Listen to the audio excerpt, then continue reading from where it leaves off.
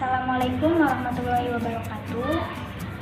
Kami dari kelompok 6 akan mempresentasikan hasil diskusi kelompok kami mengenai kebijakan program Kartu Prakerja. Sebelumnya, izin memperkenalkan diri dulu. Nama saya Monika dari kelas 3D jurusan Administrasi Publik. Di sini saya akan menjelaskan mengenai program Kartu Prakerja. Presiden Jokowi pertama kali mencetuskan program Kartu Prakerja ketika debat pemilihan Presiden dan Wakil Presiden tahun 2019 dengan harapan dapat memperbaiki daya saing ketenagakerjaan Indonesia dalam 5 tahun mendatang. Pada bulan Februari 2020, program ini resmi memiliki 2 landasan hukum melalui disahkannya Peraturan Presiden Republik Indonesia Nomor 36 Tahun 2020 tentang pengembangan kompetensi kerja melalui program Kartu Prakerja. Jadi, Kartu Prakerja merupakan program pemerintah dalam rangka mendukung masyarakat miskin atau masyarakat yang kurang mampu yang belum bekerja dengan memberikan pelatihan kerja dan bantuan intensif pasca pelatihan dengan mengoptimalkan lembaga pelatihan masyarakat baik yang berada di bawah kementerian atau lembaga maupun swasta. Jadi Kartu Prakerja ini menjadi salah satu solusi dari banyaknya masyarakat yang mengeluhkan tentang kesulitan memperoleh pekerjaan dan pendidikan keahlian yang tidak sesuai dengan kebutuhan dunia kerja.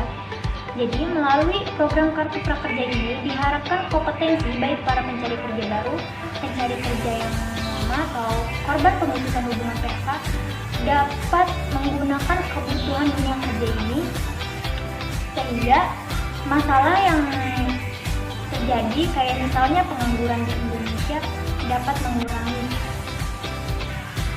Selanjutnya, saya akan menjelaskan tentang penerapan kebijakan Kartu Prakerja di masa pandemi atau COVID-19. Kebijakan program Kartu Prakerja diluncurkan pada tanggal 11 April 2020, di mana program Kartu Prakerja ini memberikan pelatihan kepada masyarakat yang belum memiliki pekerjaan. Jadi pelatihan-pelatihan yang difasilitasi oleh program Kartu Prakerja diharapkan dapat memberikan insentif bagi masyarakat untuk dapat meningkatkan keterampilan di masa pandemi ini. Adapun pelatihan-pelatihan tersebut tidak hanya meliputi keterampilan digital seperti data analisis, pemasaran media sosial, pemrograman, tapi juga keterampilan konvensional seperti memasak, menjahit, barista hingga kewirausahaan peranan krusial dari PMO. Nah, nantinya sebagai kurator penyelenggaraan pelatihan, jenis pelatihan, dan memastikan kualitas pelatihan yang sesuai implementasi kebijakan Kartu Prakerja di masa COVID-19 memiliki konsekuensi.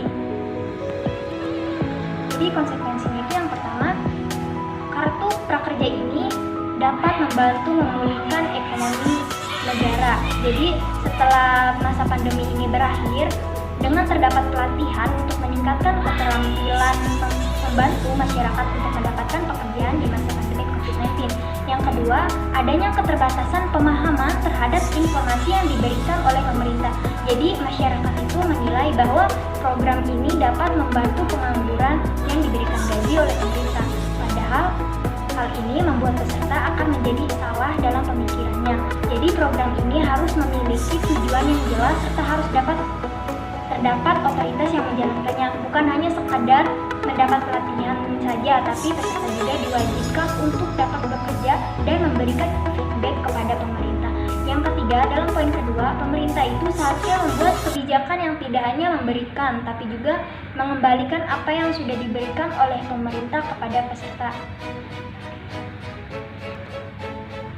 Karena terdapat peserta yang tidak menggunakan Kartu Prakerja dengan baik dan memiliki motivasi yang baik sehingga kebijakan ini dapat berjalan dengan baik.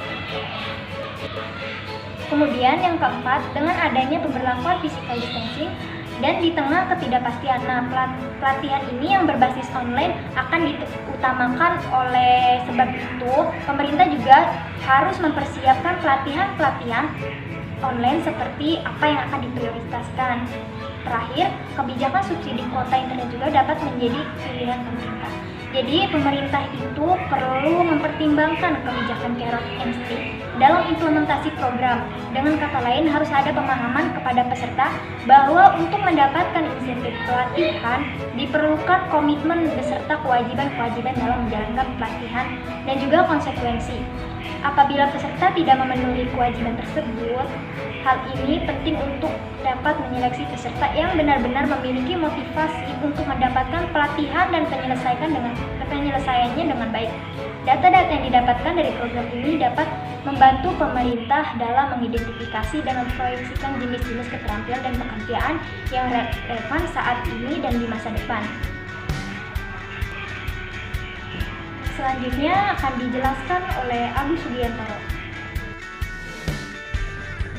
Penerapan kebijakan kartu prakerja di masa pandemi. Pada sisi supply itu pemberian alokasi dana untuk 5,6 juta peserta kartu prakerja.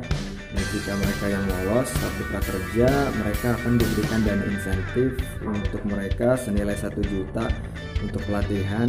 Peningkatan angka pendaftar kartu prakerja itu setiap gelombangnya itu sangat meningkat drastis juga, karena pada gelombang pertama sampai ketiga itu hanya memenuhi kuota cuma 200.000 peserta saja.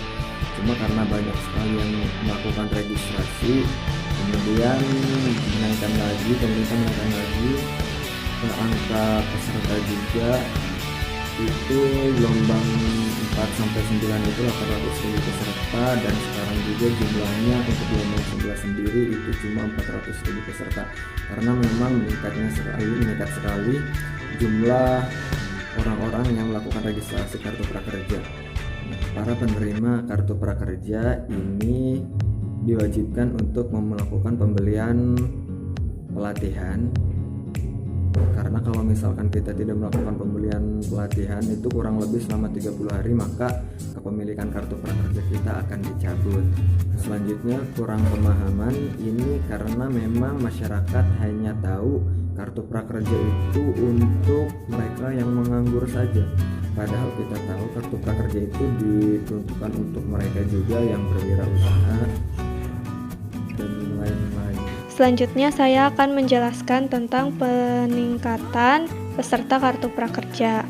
Pada awalnya pemerintah menargetkan sebanyak 2 juta penerima kartu prakerja dengan melalui mekanisme penyaluran dalam 2 bentuk. Yang pertama yaitu akses reguler. Akses reguler ditargetkan kepada sebanyak 500.000 penerima. Akses reguler yaitu pemberian pelatihan kerja dan sertifikasi kompetensi kepada para pencari kerja melalui lembaga pelatihan kerja. Kemudian yang kedua yaitu akses digital. Akses digital ditargetkan sebanyak 1,5 juta penerima dengan yang diutamakan yaitu kelompok di usia muda. Kemudian dengan adanya pandemi COVID-19 ini, masyarakat yang kehilangan pekerjaan meningkat. Banyak masyarakat yang mengalami pemutusan hubungan kerja, serta para masyarakat yang bekerja di bidang informal banyak yang kehilangan pekerjaan. Oleh karena itu, penerima kartu prakerja yang awalnya ditargetkan sebanyak 2 juta penerima meningkat menjadi 5,6 juta orang. Saat ini, pendaftaran peserta kartu prakerja sudah memasuki gelombang 10, dan adapun rincian gelombang 1 sampai 9 yaitu gelombang 1 dan 2 total peserta 400.000, gelombang 3 dan 4 total peserta 1 juta, gelombang 5 dan 6 total peserta 1.600.000, gelombang 7 dan 8 total peserta 1.600.000, dan gelombang 9 dengan total peserta 800 peserta. Dengan itu, sisa kuota untuk gelombang 10 hanya 116.261. Selanjutnya akan dijelaskan oleh rekan saya, Nunung Andini. Baik, saya akan menjelaskan lanjutan dari peningkatan program Kartu Prakerja. Sebelumnya, program Kartu Prakerja itu merupakan program subsidi dari pemerintah untuk para pencari kerja ataupun korban PHK. Jadi di sini setiap pemilik Kartu Prakerja ini mereka akan mendapatkan manfaat dana itu senilai 3,55 juta. Nah, sedangkan kebanyakan dari masyarakat itu mengomentari bahwa program Kartu Prakerja ini menurut mereka kurang efektif. Karena apa? Karena menurut mereka tuh lebih membutuhkan dana secara tunai, bukan dalam pelatihan. Jadi dalam program Kartu Prakerja ini kan harus melalui pelatihan terlebih dahulu. Setelah itu baru ada pernyataan lolos atau tidak lolos dalam penyeleksian Kartu Prakerja. Nah, dalam hal ini hingga saat ini, hingga gelombang 11 ini belum terdapat perubahan terhadap perekonomian dari adanya program kebijakan Kartu Prakerja, sehingga kebijakan ini belum berhasil mendapatkan feedback serta tujuan awal diadakannya Kartu Prakerja ini belum dapat tercapai. Nah, selanjutnya akan dijelaskan oleh Cynthia Agatha.